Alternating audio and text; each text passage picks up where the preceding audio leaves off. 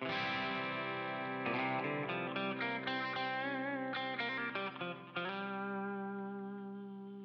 guys, welcome to Puck and Stuff Podcast with my boy Tristan, and this episode is sponsored by, well, A Man Can Dream. Well, a man can dream. Yes, you guys can. like that new intro, eh? Hey, new intro. Why not? Gotta say shout out there to our good friend Luong. I think if he likes, we'll put his stuff in the description there. So if you guys want to check his stuff out, his photography account there, by all means. All right. Yeah, I'm man, excited. We're doing new more things. things. You know, we're trying to expand the process, expand the company, right? Trust in the process. Everything works at the end.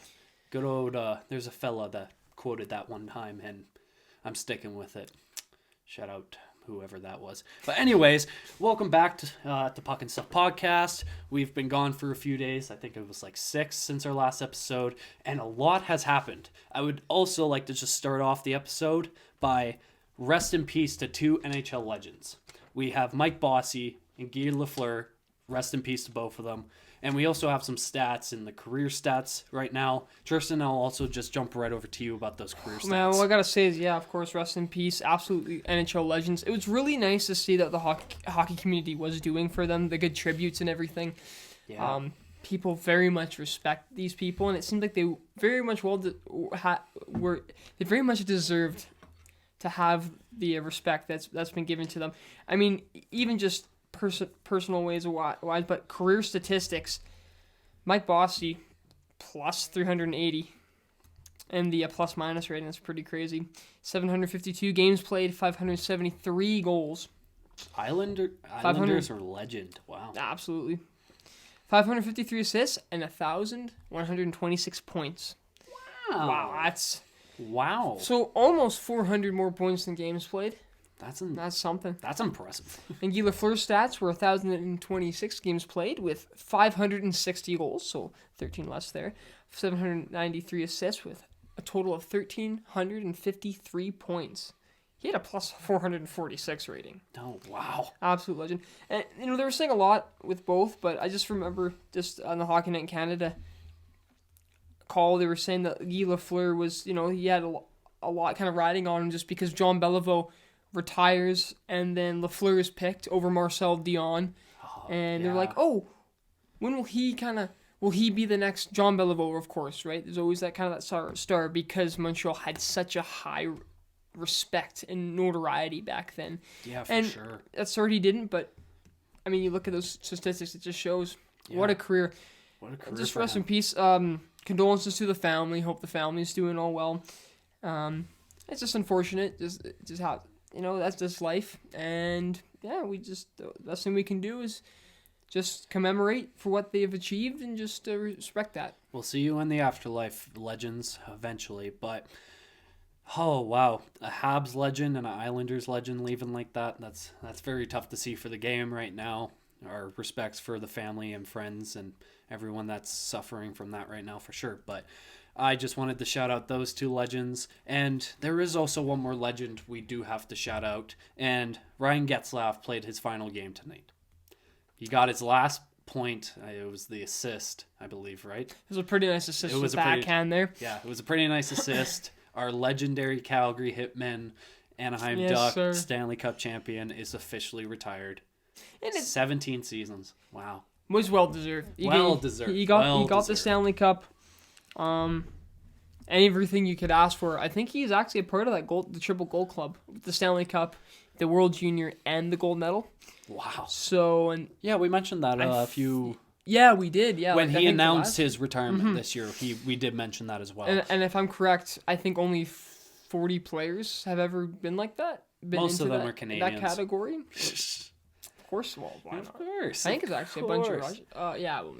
I think a few Americans too. I'd have to check the stats again, but yeah, what else can you really say about Getzlaf? Just a great leader, and you can tell, especially with the youngsters, how Anaheim is now a team, that's retooling, and it seems like the retooling is close to being finished already because they already have their core pieces kind of set in place. Yeah. And it seems like they really learned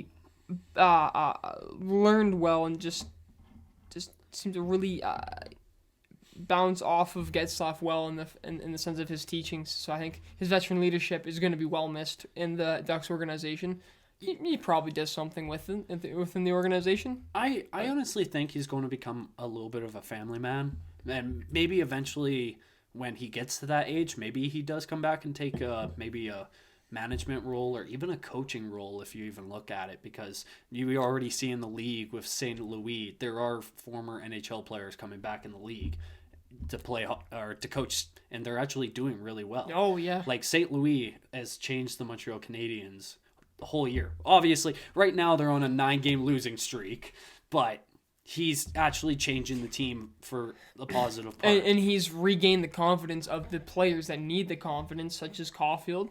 Yeah, and it's working. And yeah, man, I mean, Canadians also have some young players. Yeah, they're also working. So I think having a player coach like that, not a player coach, he doesn't play the sport world he's coaching, but a former NHL player, now coach. I get what you mean. No Reggie Dunlop, eh? Yeah, for sure.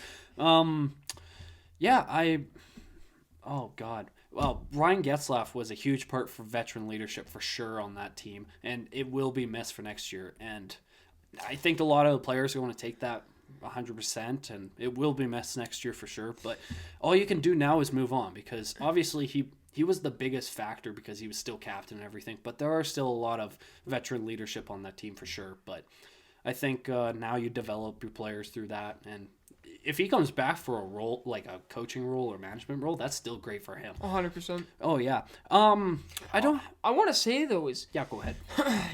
The captain's retired now, so what do you think? Do you think the Ducks wait a few seasons to see what their captaincy looks like? Nah, they give it to Trevor Zegras as he wins Rookie this year. He wins... What, C for corniest Michigan goal? Yeah, just for that. Just for that. No, I honestly do think they actually wait. I think they wait a year or two and see who truly deserves that role. Yeah. It's kind of like how Calgary is right now, because once Giordano left, we didn't have a captain. We had, what was it, 3 A's? We have 3 A's right now. I think some switched between away and home, but now because Monahan's injured, I think it's given to Tanev completely now, if I'm correct. Yeah. Chris Tanev, yeah. Good for him. He deserves it. Great. It's funny. I was going to actually try and transition it because we were talking about no captains into the Flames, but we already did. Hey, so perfect transition for the podcast. I love that. We do it on purpose. Purposely, we swear. We swear we do it. Just so you know, it's like a late night as we keep just stumbling our words. We don't care. Boy. Oh, God, whatever. Who cares? It's one of those nights. But hey, we're switching over the Flames recap. If you can't already tell, this is just our little segment where we talk about the Flames the whole time. And it's our favorite team, and we support it. We're the fan base for all our lives, so why not? We're going to jump right into it. So, obviously, the first few games we're obviously going to talk about is we're just going to run through 3 games quickly. So, the first game that happened, it was Nashville versus Calgary. Obviously, we lost in the shootout 3-2. Then we go up against Dallas, and we actually come out on top on that one 4-2, and then we kick out the Vancouver Canucks out of a playoff chance, all chances, and win 6-3. The one thing I'm instantly noticing is our play is getting a lot better. Dylan Dubé is lighting it up, like I said before. I think it's 10 goals in 10 games now, if I'm correct. Yeah, he's killing it right now. I love how I was right about that. Just going to pat myself on the back for that one. And we're finally giving Vladar the starting he deserves and giving Markstrom the break that he deserves as well. And I love that we also called up one of our prospect goaltenders, Dustin Wolf, because he's looking like a true goaltender that could come up in the league in a few years and be a true starter for the Flames, even a franchise goaltender if you're really going into depth with it. But obviously the Stockton Heat right now are on fire with him and such young prospects we have already. And I love to see it. I just love to see it all. It's pretty awesome. It's pretty awesome. Well, it's funny. We talk about Stockton as well. They today just clinched their Pacific Division as well. They were already on top. The Flames and their AHL affiliate have clinched their divisions. That's scary. That's a scary future. And I mean, hey, they've been winning games even without Dustin Wolf in net, or for the one game there. But he was the backup during the Vancouver game. what I'm gonna say with these last few games is, okay, so Nashville, it would have been nice to win, because the thing I noticed about this Nashville game is that these teams have respect for each other, and I think they realize that it's most likely going to be them playing each other in the first round. It's possible that it's Dallas, but just by probability and stuff, I really do think it's going to be Nashville. And you can tell in this game, there was not a lot of room. It was not a lot of room for error. And it was heavily defensive, a lot of physicality. Nothing too crazy, not like playoff physicality. Yeah. It'll get to there when the first round occurs. Yeah, for sure. But these teams respect each other, and they know that what's going to happen in this playoff round is going to be a bloodbath. Like, it's not going to be easy. I think either opponent's going to be a bloodbath. But who do you truly... So, at the end of the season, we'll obviously figure out who we're going to be versing. But in the situation we're in right now, who would you prefer, Dallas or Nashville? I'm going to prefer Dallas. Yeah, I that's feel the they're smart less structured compared to Nashville, although it seems like Radek Foska and their first say depth scorers really becoming their primary scorers this season because Sagan and Ben are kind of wherever. Yeah. But you're gonna have to watch out for Foxa. Guryanov can sometimes light it up, but you also have, I think he has 36 goals in his sophomore year. Not a sophomore slump. That's pretty crazy. Jason Robertson, his brother in the Leafs system, but Jason Robertson is crazy. Yeah, he's I think he's youngster. on a line with him. I think it's like him, Pavelski, and can't remember that last one. yeah, I can't remember the line right now, but that's still they even have with Joe goal scoring. Pavelski and Robertson there. So, that's still pretty deadly. Ultimately, it's not going to be a sweep. I hope people don't think that. I know Sutter doesn't think that. It's going to be something. I would prefer Dallas. I just think Nashville is just more structured, and I think they're more playoff. There's more playoff veteranship. Yeah, Dallas did make it to the finals for saying the 2020 bubble asterisk playoffs or whatever. They did make it to the finals that one year. Yeah, against like I Tampa was as saying, well. Yeah. which Tampa deserved that cup. Come on, like there's gonna Dallas be an asterisk. deserves it too. Yeah, but there was an asterisk. But Tampa, seriously, that was it's tough to win. I think Dallas as well, they've been struggling with their defense a bit. They're struggling at home as well, which is a benefit because Calgary's great at home. So let's just say you transition that into the playoffs. You win and do successful at home, but then Dallas has the same luck at home. Then it means better chance. Because do you want to play in Bridgestone Arena with those fans? No. I'm gonna be. They scare I'm gonna me. be completely honest. I think Nashville fans are louder than Flames fans. Oh, 100%. And that's embarrassing, but it's crazy. I think they proved that when they were going on that 2016 finals run. Yeah, when they sweep 2017, Chicago. When it was the first round against Chicago. Oh, I see. Oh my God. It was insane, the fans in the crowd. It was loud, man. It got crazier the farther they got, and finals was nuts. Well, especially too is if they get, you know how they do that thing where it's like after a goal, it's like, that's one, thank you, and then the goaltender. Those chants haunt goalies, and I remember apparently it was really getting to one. I think it was like Jonathan Bernier, one of the goaltenders, I think it or was something. Corey Crawford. Crawford. Yeah, because so as a goaltender, I think Markstrom is a very mentally headstrong individual, and you can tell he is. But he has his temper though. But if you let that get to your head, not a fun time. It's not. I really think they have a seventh man first say on the ice, and when it comes to those fans.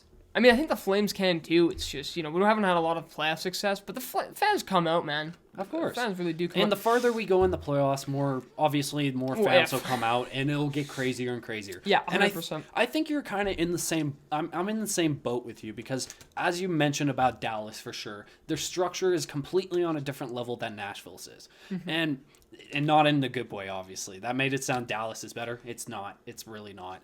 But structurally, you're kind of right. Dallas is...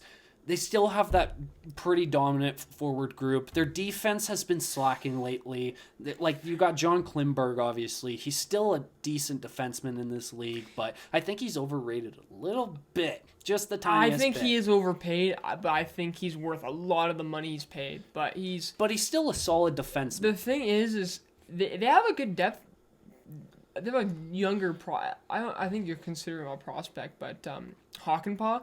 Yeah, was on the third pairing there, as well as Miro Heiskanen, who hasn't really had the most flashy season this year, but I still think he has a lot of upside to him, and I really do think he's going to be in that talk with Makar for one of the best defensemen in the league in the next half the decade. He was showing a lot of production, I think, in the last year or two, but I think this year's kind of like his slump year. Just a little bit of a slowdown, but I don't think that being a whatever. I think that Dallas is weird because on paper they should be much better, especially even goaltending. Scott Wedgwood, who's been, he can pull some games out of nowhere, right, and just have a crazy 40 save. He can have a crazy 38-40 save game. But compared to what Calgary's goaltending is right now, it's not even close. Yeah. It's not close. And that's why Nashville scares me more. Because if you look at Nashville on paper, their forwards are still dominant. Their defense is led by probably the Norris winner,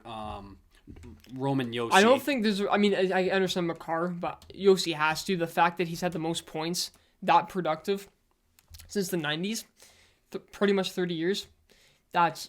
crazy. That's crazy. And Yoshi's been in that talk for best defenseman or top 5 defenseman in the league for how many years now? Probably about 4 or 5. Could be 7. You know what I mean? Yeah. Like, and I think he is considered a top 5 defenseman for sure. He has to be. This year he's proved he's probably top 3 now. Like I think in a good amount. I think if you compare him and Hedman, he wins. I don't know what he would win in, but I think there are things. I'm not saying he's better than Hedman, but there are parts of him that is better than he is than Hedman. Who would you prefer? If you had to choose a defenseman for your team, Josi or Hedman? Josi's the captain, so kind of to me helps as well. I mean, that can show them some leadership to it too. That's tough. I think if you I don't know. I mean, this season, of course, you'd pick Josi, but overall, I think overall you still choose Hedman. Those are generational talents, man. They really are. It's insane. It's just the only people who's going to talk about Josi are Preds fans and people who follow hockey. Of course. Not just that's why whatever. We're here. But, you won't ever be considered in like the McDavid, Kucherov, even Hedman per se. But Josi, man, I think it's him and I don't know who you can search their pairings up because I know he's not with. For Nashville's pairings, I can search that up. Also, I forgot to frickin' mention and get kind of excited about on this podcast. The Flames have clinched the playoff spot, and they've also clinched the Pacific Division. Wow, just love to see. I don't think anyone thought that. I didn't think it. I think before the season started, I predicted 3rd or 2nd. I don't think I even predicted a wild card. Sorry. Sutter is absolutely. I say this every time. I don't care, but he's coach Sutter of the year. Has literally. If Sutter doesn't win Adams, I don't know what to do, man. I can see where Gerard Gallant comes into play. Maybe even Andrew Burnett, but it has to be Sutter. This is not even biased. It's just the amount of records this team is breaking, and the fact that you're getting 200-point players.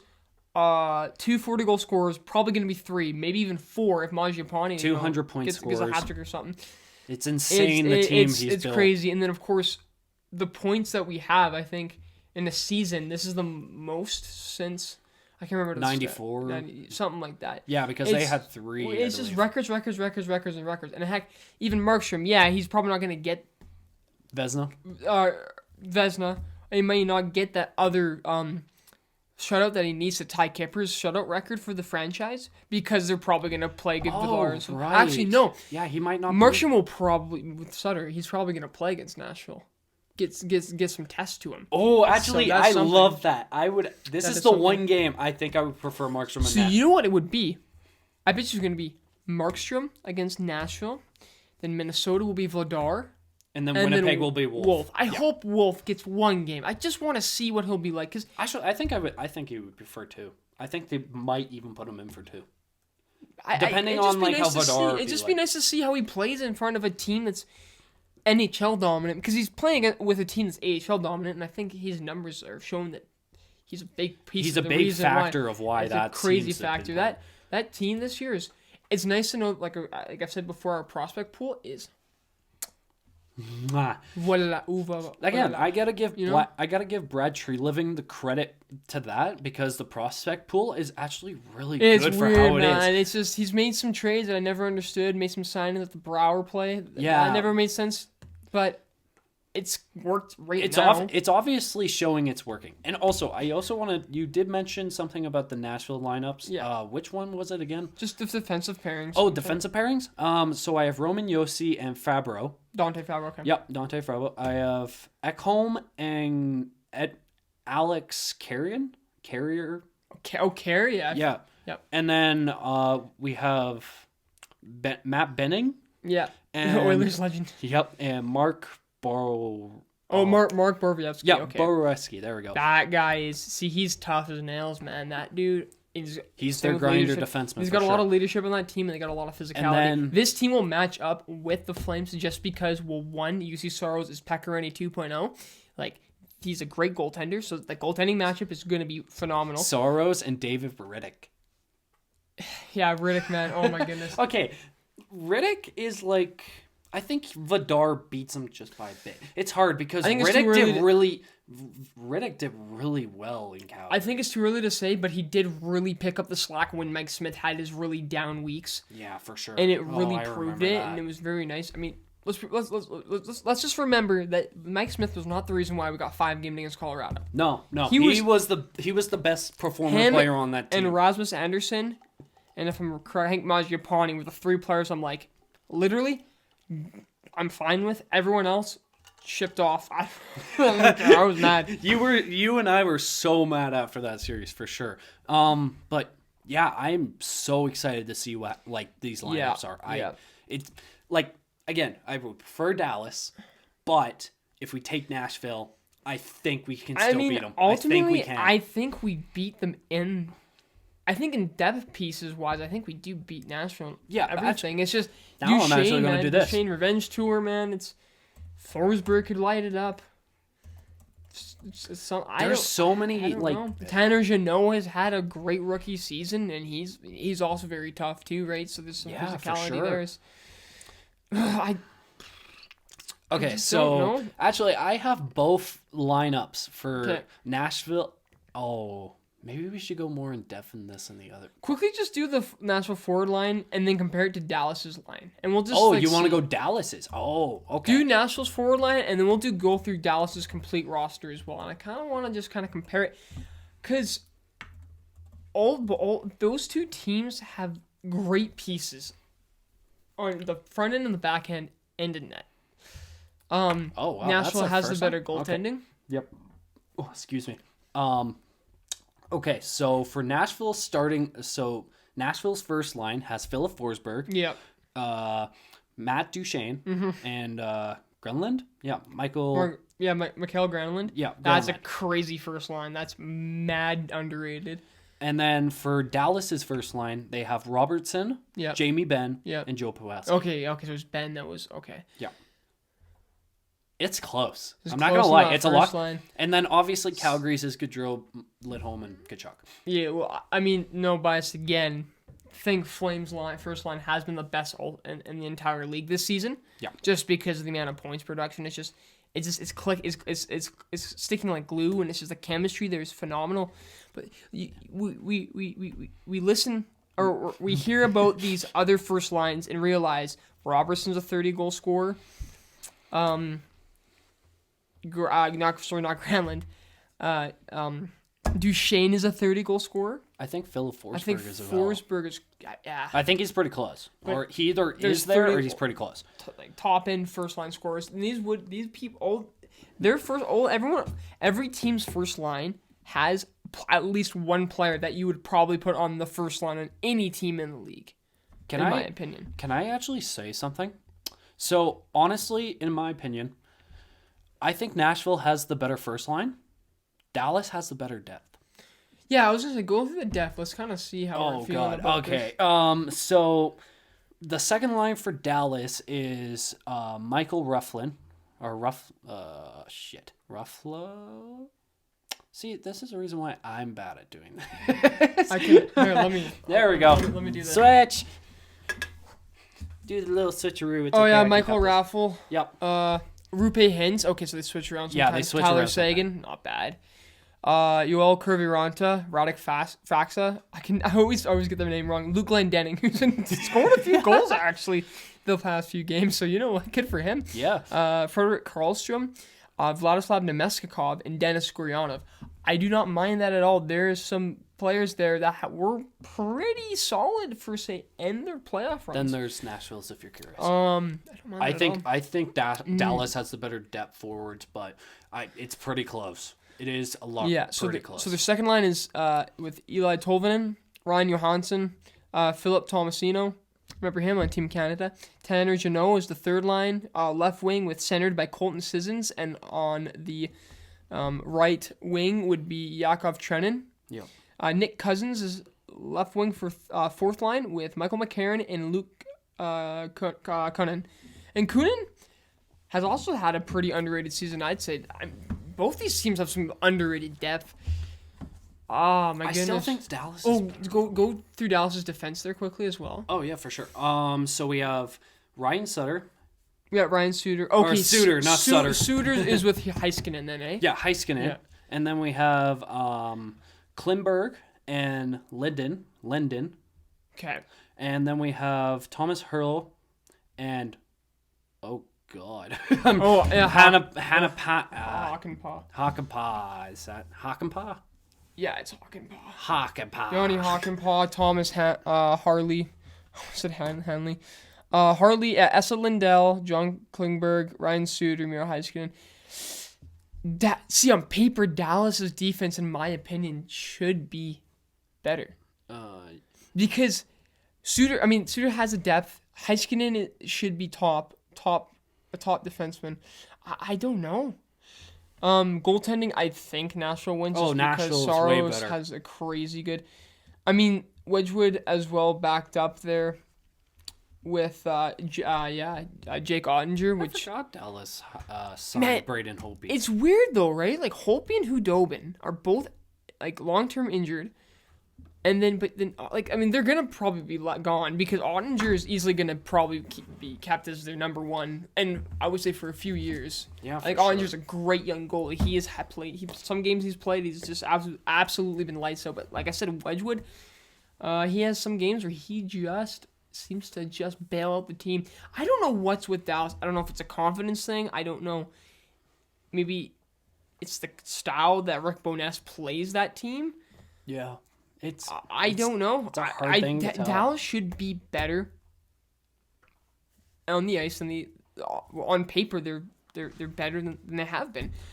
Yeah, for sure. I think Nashville is just going to be the team you don't want to play. Cause they just scare me because besides the fan base, just the way they play, they're such a physical, gritty team, and they have proven that. And they're not a team that I think they're one of those teams that could dark horse. They could just come out of nowhere and just go on a decent run. It's very. But they're also versing a team that isn't 2019 Flames anymore. No, exactly. This isn't a 2019 Flames. But all I'm saying Flames is anymore. that ultimately with this Flames team is I'm not going to say nothing until I've said so much. But We've already been saying so much all year. But in the sense of opinion on, what do I think? How are they going to play? I'm not saying nothing until I see the first game, second game, because I don't know, old talk. So it can be old talk right now. But man, we got to see this dog bite a few times, right? So it's going to be a dog fight first round for sure, crazy. And we're going to be so excited when we see it for sure.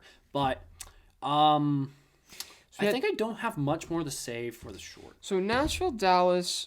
So Dallas, we beat Dallas 4-2. That was what clinched us the Pacific Division title. Yeah. We've played better against Dallas and Nashville. Nashville, we've had a few OT losses. I include the shootout in there. So I wouldn't say Nashville completely destroyed us, But yeah, I'm going to say you prefer to play Dallas just because of how Dallas has played this year. I mean, they're fighting their teeth right now to stick because Vegas is still there. They lost today and the shootout, only at 1 point. Yeah. Still possible. It is. It's going down to the last game. So that could also help as well. If Dallas is going to be more stressed than Nashville, then Dallas is going to be more tired for come playoff time. So there's wins and losses to that, I think. Of course, for sure. It's going to be a dogfight no matter who we get. And honestly, there's 2 more games left, so I guess we're going to find that out pretty quick. 3 more. So you guys will probably find that out in the next episode, who we play, because obviously we're going to be doing playoff predictions pretty quick. And I'm so excited to see what Tristan and I get wrong again, because we've done this enough. We're going to have to do it where it's just predicting first round or something. Oh, you want to go one by one? You don't want to do it? You don't want to fill out a full bracket? Well, we could, but then we should go in depth on a first round. I don't know. I'm going to be so wrong, and I don't want to get in trouble for predicting the Florida Panthers. I still think the Panthers win the cup, and I'm going to be probably wrong. Well, I guess there's only one way to find out. Thank you guys for tuning in to this episode. This is our YouTube episode, if you can't tell already. If you guys want the longer version, obviously go over the Spotify. It makes life a lot easier. We're also starting a TikTok as well, if you guys are curious and want to see us on there. Yeah, we're doing all the dances, I've already learned the Renegade just for episode 1, so if you guys want to see that, be sure to subscribe and like the video. Just kidding. I cannot dance. You don't want to see this white boy dance, do you? No, we talk about sports for a reason, not dance, for sure. But thank you guys for listening to this episode. We also have our link tree that gives all our socials and everything as well. And we would love if you guys like, comment, and subscribe. And I guess Tristan, I'll give you the last words. For sure. Well, thank you guys so much for listening and watching on the YouTube channel. If you're on Spotify as well, thanks for listening. Please make sure to leave a comment and smash that like button, because, hey, we just got to keep doing this and keep doing it, Business is booming. Business is booming. Playoff time, baby. We'll see you guys in the next one. Have a good one. Peace.